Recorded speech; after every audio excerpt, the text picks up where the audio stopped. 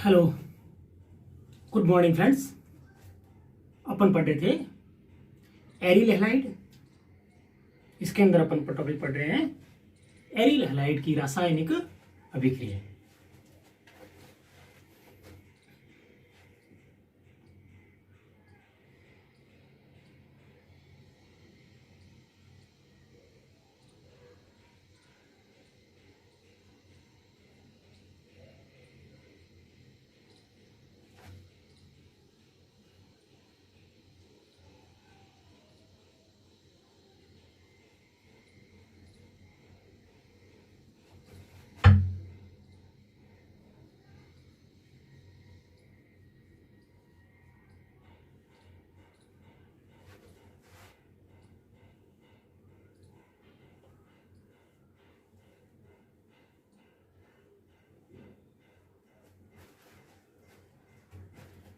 Aryl halide की रासायनिक अभिक्रिया मुख्यतः चार प्रकार की होती है। ये चार प्रकार की अभिक्रिया में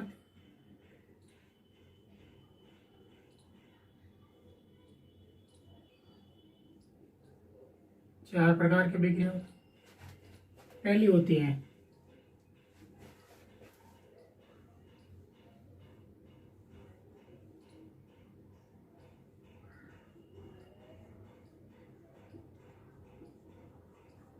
इलेक्ट्रॉन से ही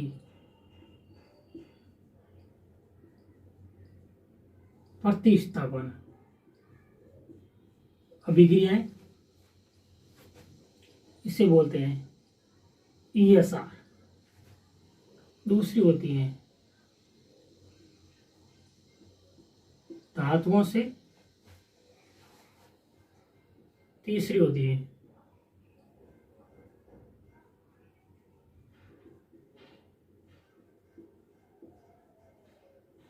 नाभिक स्नेही प्रतिस्थापन अभिक्रिया। चौथी होती है अपचयन। नाभिक स्नेही प्रतिस्थापन अभिक्रिया को कहते हैं NSR। यह अभिक्रिया अपन ने एरिल हैलाइड में भी पढ़ रहे हैं और एल्किल हैलाइड में भी पढ़ी थी। और यह अभिक्रिया बेंजीन वलय के साथ ESR भी देता है, इलेक्ट्रॉन स्नेही प्रतिस्थापन अभिक्रिया भी देते हैं एरिल हैलाइड।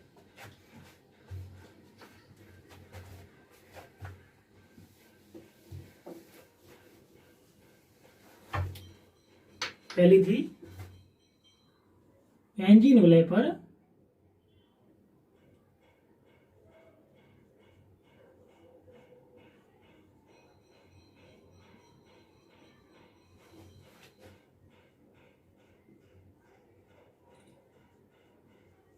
इलेक्ट्रॉन स्नेही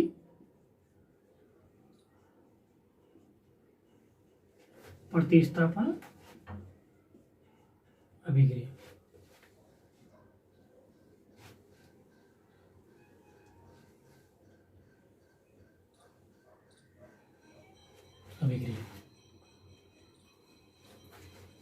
ESR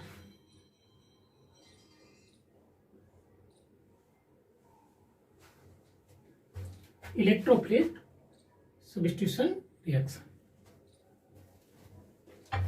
इसके अंदर देखिए आप पहले अपन इलेक्ट्रॉन स्नेही प्रतिस्थापन अभिक्रिया क्या है। तो इलेक्ट्रॉन स्नेही प्रतिस्थापन अभिक्रिया को समझने के लिए आप किसी भी एरिल हैलाइड को लीजिए। ये बेंजीन वलय है, इस पर यह Cl जुड़ा हुआ है। ये क्लोरो बेंजीन है, इस पर यह इलेक्ट्रॉन है। तो इसको आप देखिए, ये डबल बॉन्ड यहां से सीधा जुड़ा हुआ है, Cl एरिल हैलाइड है।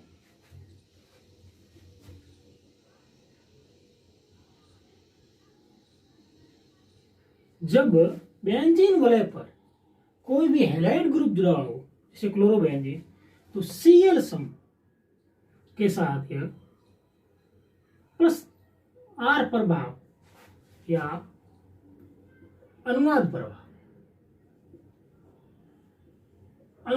दर्शाता है। यह अनुनाद करता है। अनुनाद के कारण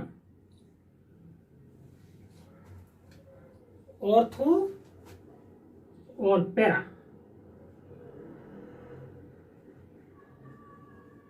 ऑर्थो और पैरा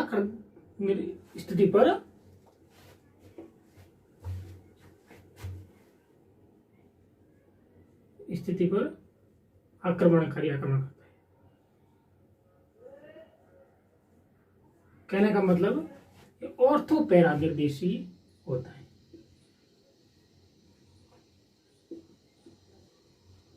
ऑर्थो पैरा निर्देशी होता है। जैसे आप देखिए अनुनाद कैसे करता है यह,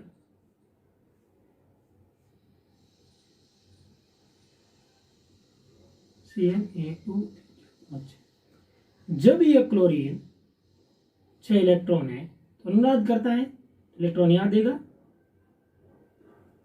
और ये डबल बॉन्ड टूटकर यहां आ जाएगा।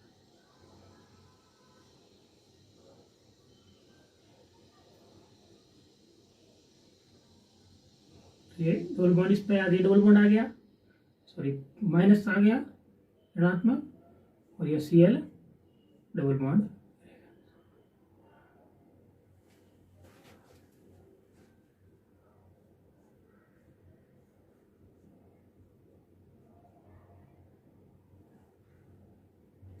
जब ये डबल बॉन्ड यहाँ से टूटा तो माइनस वापस यहाँ आ गया और ये डबल बॉन्ड टूट गया, यहाँ माइनस आ गया, यहाँ डबल बॉन्ड है, यहाँ डबल बॉन्ड।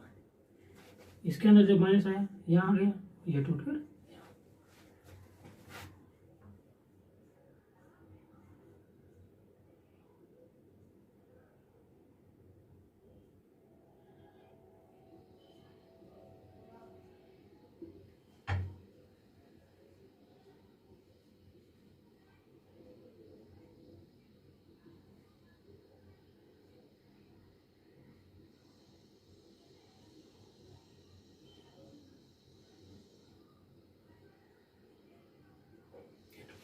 इस प्रकार दूसरी, तीसरी और चौथी कंडीशन को देखिए। दूसरी, तीसरी और चौथी, ये क्लोरोबेंजीन की अनुनादिक संरचना है। दूसरी, तीसरी, चौथी के अंदर जब यह Cl समूह, हैलाइड समूह से इलेक्ट्रॉन अनुनाद के अंदर वलय के अंदर डालेगा तो वलय का ऑर्थो और पैरा स्थिति पर, इसके अंदर देखिए आप, ऑर्थो और पैरा स्थिति पर इलेक्ट्रॉनों का घनत्व,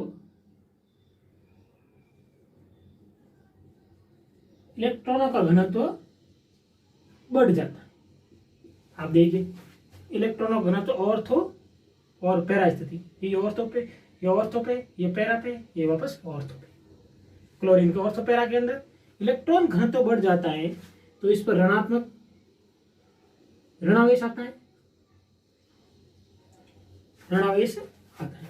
और जब यह ऋणावेश आता है ऑर्थो पैरा पर, तो जब कोई आक्रमणकारी समूह, इलेक्ट्रॉन्स नहीं होगा, आक्रमणकारी समूह अटैक करेगा तो ये ऑर्थो और पैरा स्थितियों पर आक्रमण करेगा, इसीलिए यह ऑर्थो पैरा निर्देशी है।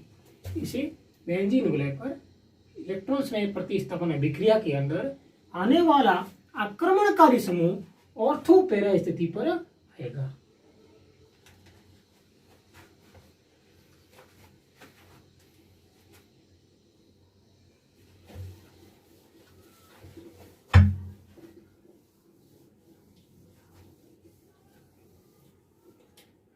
अब आप इसकी बेंजीन वलय पर इलेक्ट्रॉन स्नेह विक्रिया में पहले विक्रिया देखिए आप,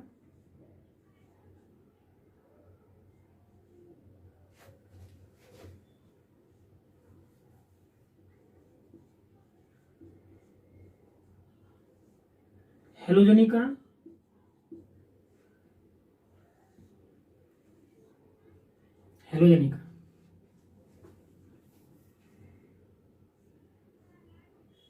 जब कोई एरिल हैलाइड,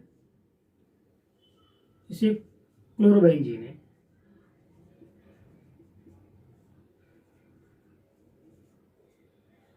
क्लोरोबेंजीन को Cl2 के साथ FeCl3 की उपस्थिति में यदि अभिक्रिया करवाई तो क्लोरो स्थिति की ऑर्थो पर Cl आक्रमणकारी समूह और पैरा स्थिति पर आक्रमणकारी समूह।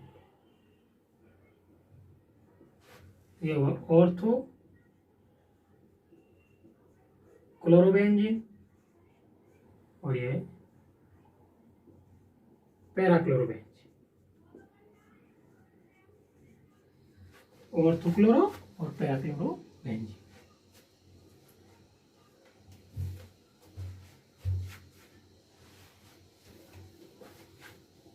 सेकेंड अभिक्रिया देखिए आप, सल्फोनिका।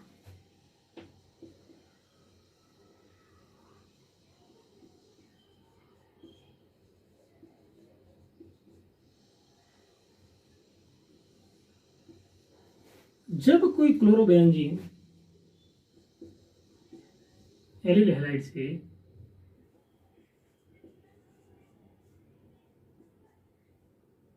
जब यह सांद्र H2SO4 सल्फ्यूरिक एसिड से क्रिया करता है तो ऑर्थो और पैरा स्थिति पर सल्फोनिक एसिड।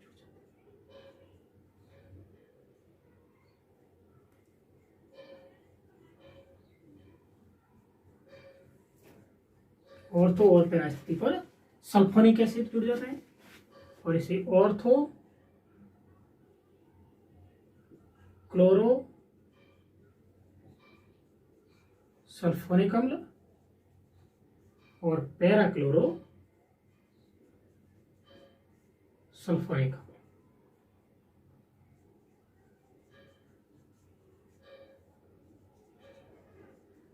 ऑर्थोक्लोरो और पैराक्लोरो सल्फोनिक अम्ल बनता है।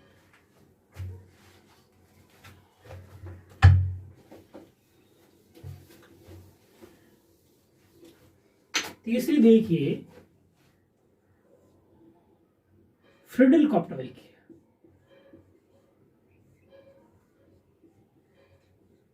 फ्रिडल-कॉप्ट अभिक्रिया। फ्रिडल-कॉप्ट अभिक्रिया के अंदर जब कोई भी एरिल हैलाइड से क्लोरोबेंजीन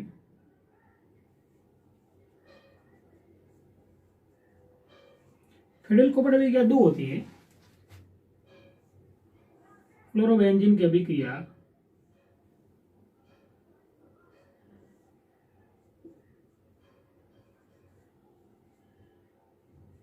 एक होती है एल्किलीकरण,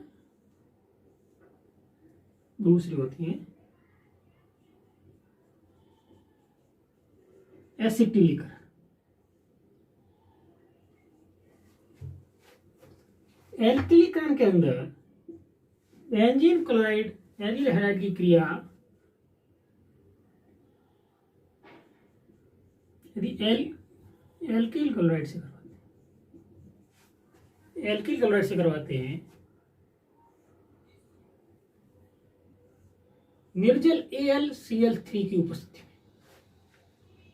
AlCl3 की उपस्थिति में यदि एल्किल हैलाइड से करवाते हैं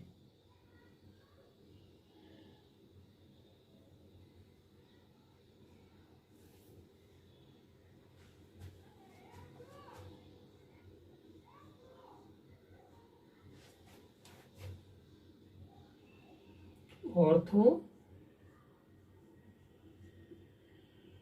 और पैरा स्थिति पर CH3 जुड़ जाएगा।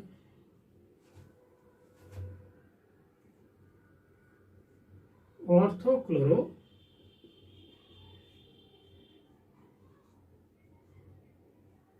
टॉलुईन और पैरा क्लोरो टॉलुईन।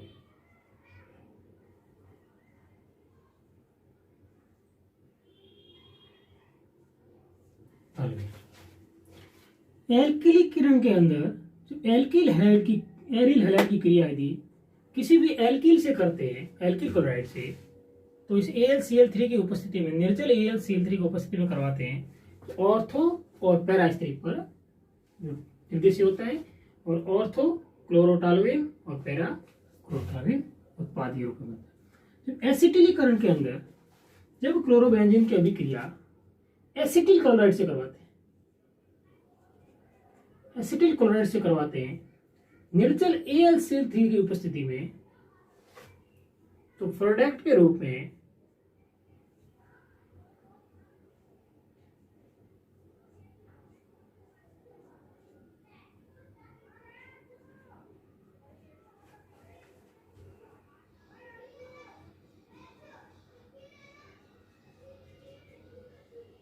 ऑर्थो और पैरा स्थिति पर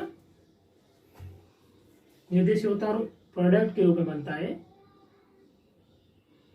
ऑर्थो क्लोरो एसिटोफिनॉल, और यह होगा पैरा क्लोरो एसिटोफिनॉल।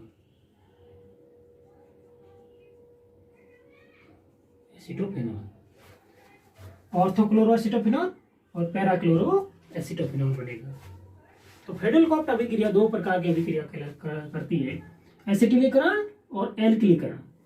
एल्किल में एल्किल क्लोराइड, एसिटिल में एसिटिल क्लोराइड की अभिक्रिया यदि किसी भी एरिल हैलाइड के साथ करते हैं तो ऑर्थो और पैरा निर्देशित ऑर्थोटालुएन, पैराटालुएन, क्लोरोटालुएन, ऑर्थोक्लोरो एसिटोफिनॉल, पैराक्लोरो एसिटोफिनॉल प्राप्त होता है। ये थी अपनी पहली अभिक्रिया, बेंजीन वलय पर इलेक्ट्रॉन्स में प्रतिस्थापन अभिक्रिया, ESR। अब अपन दूसरी अभिक्रिया देखते हैं जो है धातु से, धातुओं से अभिक्रिया करते हैं। धातुओं से सबसे पहले अभिक्रिया होती है सोडियम धातु से,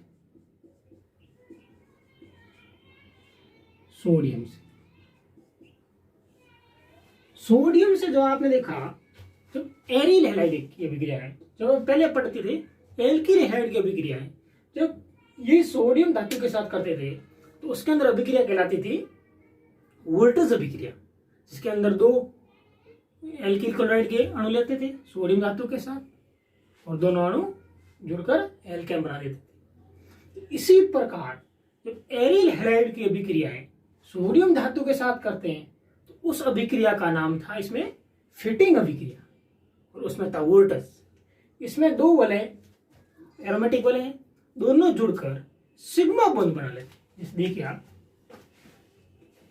इसमें वो कहलाती है, उसमें वोल्टेज अभिक्रिया, इसमें कहलाती है फिटिंग अभिक्रिया। फिटिंग अभिक्रिया कोई भी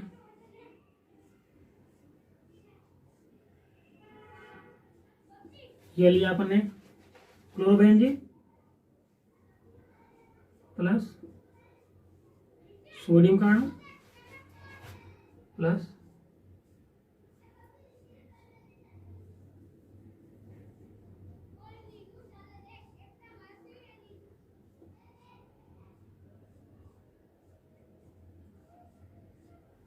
क्लोरोबेंजीन की अभिक्रिया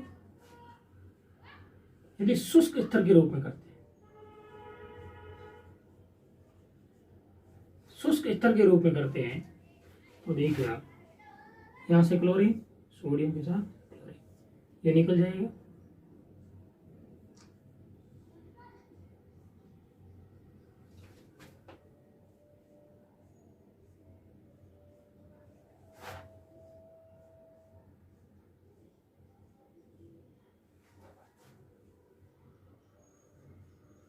डाइफेनिल बनेगा। डाई, तो आप इसमें देखिए दोनों वलय थी जो आपस में सिग्मा बॉन्ड द्वारा, ये दोनों वलय आपस में सिग्मा बॉन्ड द्वारा जुड़ी है, सिग्मा बॉन्ड द्वारा जुड़ी हुई है। इसी कारण से फिटिंग अभिक्रिया कहते हैं। जब एक क्लोरोबेंजीन दूसरी क्लोरोबेंजीन से जुड़ी, ये क्लोरोबेंजीन है, क्लोरोबेंजीन सोडियम के साथ दो अणुओं के साथ जुड़ी, तो इससे प्राप्त हुआ डाइफेनिल और 2NaCl निकल गया। इसी प्रकार ये फिटिंग अभिक्रिया के अंदर दो अणु जब एरियल हैलाइड के लेते हैं, एरियल हैलाइड के दो अणु सोडियम धातु के साथ शुष्क ईथर की उपस्थिति में क्रिया करते हैं तो डाइफेनिल उत्पाद बनता है। जब यही अभिक्रिया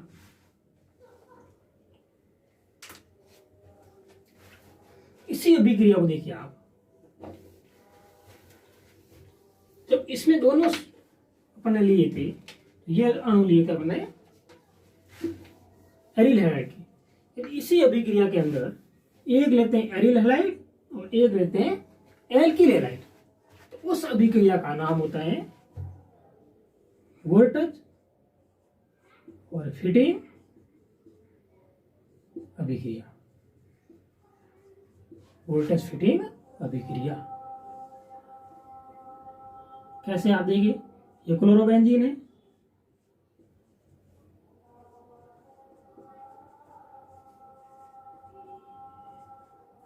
क्लोरोबेंजीन, यह थी दो अणु सोडियम,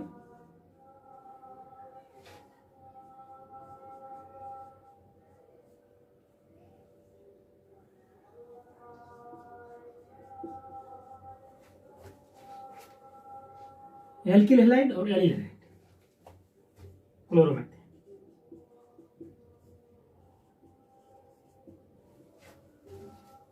क्लोरोमेथेन, क्लोरोबेंजीन, यह है अपना एरियल हैलाइड, ये एल्किल हैलाइड। जब शुष्क ईथर की उपस्थिति में क्रिया की, शुष्क ईथर की उपस्थिति में क्रिया की तो क्लोरो और सोडियम धातु निकल गए और यह बन गया टॉलुइन। टॉलुइन प्राप्त 2NaCl। इसी प्रकार यदि एक एल्किल हैलाइड और एक एरियल हैलाइड के अणु को सोडियम ईथर की उपस्थिति में क्रिया की तो टॉलुइन प्राप्त हुआ। इसी अभिक्रिया का नाम वोल्टेज फिटिंग अभिक्रिया है। तो जब एल्किल हैलाइड के अंदर वोल्टेज अभिक्रिया थी और इसके अंदर फिटिंग, तो इस दोनों को वोल्टेज फिटिंग अभिक्रिया कहते हैं। अब धातुओं से सेकेंड अभिक्रिया देखिए आप, पहले सोडियम धातु से, दूसरी थी कॉपर से, कॉपर धातु से। कॉपर धातु से जब अभिक्रिया होती है तो उस अभिक्रिया का नाम है उल्मान अभिक्रिया। उल्मान अभिक्रिया। उल्मान अभिक्रिया के बंधन अंदर आयोडोबेंजीन लेते हैं।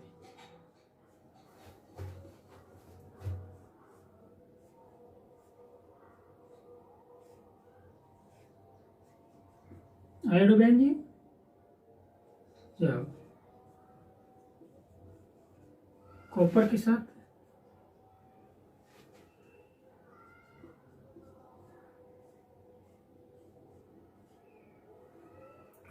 साथ क्रिया की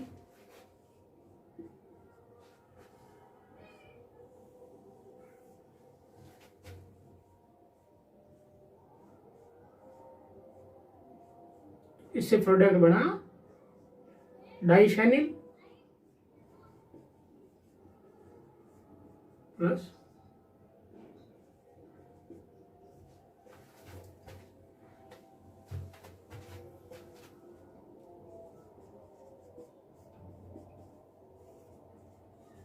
आयोडोबेंजीन। आयोडोबेंजीन के दो अणुओं की अभिक्रिया कॉपर से की तो इस अभिक्रिया से डाइफेनिल प्राप्त हुआ। इसी अभिक्रिया का नाम है उल्मान रिएक्शन या उल्मान अभिक्रिया।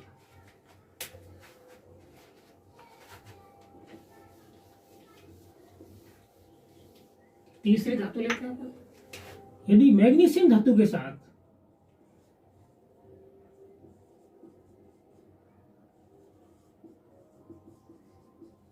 मैग्नीशियम धातु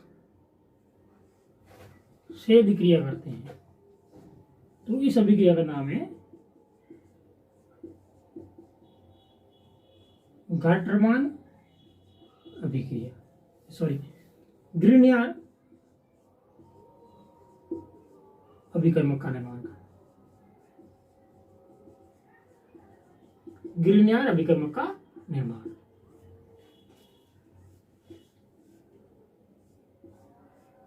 मतलब मैग्नीशियम धातु से अभिक्रिया करते हैं तो उस अभिक्रिया में ग्रिग्नियर अभिकर्मक का निर्माण होता है।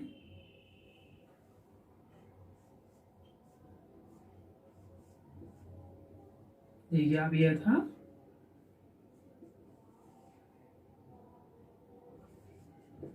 ब्रोमोबेंजीन। ब्रोमोबेंजीन की क्रिया यदि मैग्नीशियम धातु के साथ की शुष्क ईथर की उपस्थिति,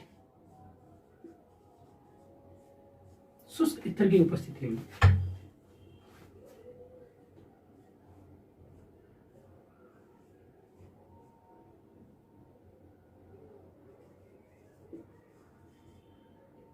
तो ग्रिग्नियर अभिकर्मक का निर्माण हुआ। जब ब्रोमोबेंजीन की अभिक्रिया मैग्नीशियम धातु से करते हैं इसी शुष्क ईथर की उपस्थिति में तो इसे ग्रिग्नियर अभिकर्मक का निर्माण होता है। ये अपने एल्किल हैलाइड में पढ़ी थी, यही अभिक्रिया इसमें भी।